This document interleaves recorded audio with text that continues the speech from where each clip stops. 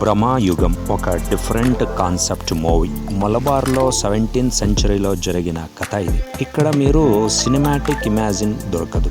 ఒక డిఫరెంట్ ప్లేస్కి వెళ్ళి అక్కడ ప్రపంచం కనెక్షన్ లేకుండా ఉంటే ఎలా ఉంటుందో అలా ఉంది మూవీ.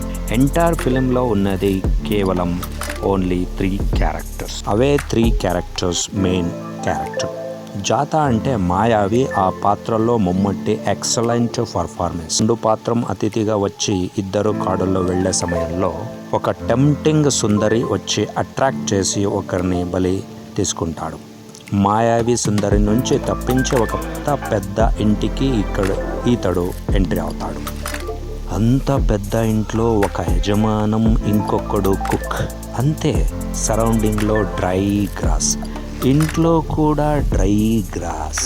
అప్పుడప్పుడు ఇది ఆర్ఆర్ మూవీ, గోస్ట్ వస్తుందేమో అని ఫీలింగ్లో ఉంటారు. చూస్తూ మీరు ఈ ఇంట్లో జీవిస్తున్నారేమో అనే ఫీలింగ్లో ఉంటారు. Sometimes you will recall quarantine times. ఇంట్లో ఉండడం, ఎక్కడికి వెళ్ళకుండా తినడం, ఆలస్యంగా ఇంట్లో ఉండడం, అదే రొటీన్ ఇక్కడ కూడా ఉంది. కొన్ని డైలాగ్స్ అధికారం వస్తే కామన్ మ్యాన్ కూడా రాక్షసత్వం పొందుతారు అనేది అధికార దాహం గురించి చిత్ర చెప్తుంది.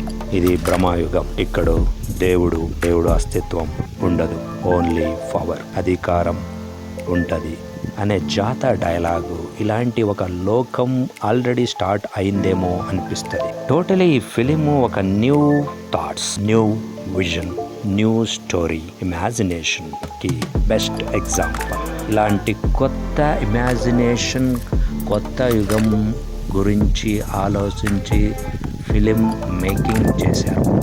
Very interesting. Thank you for watching and listening.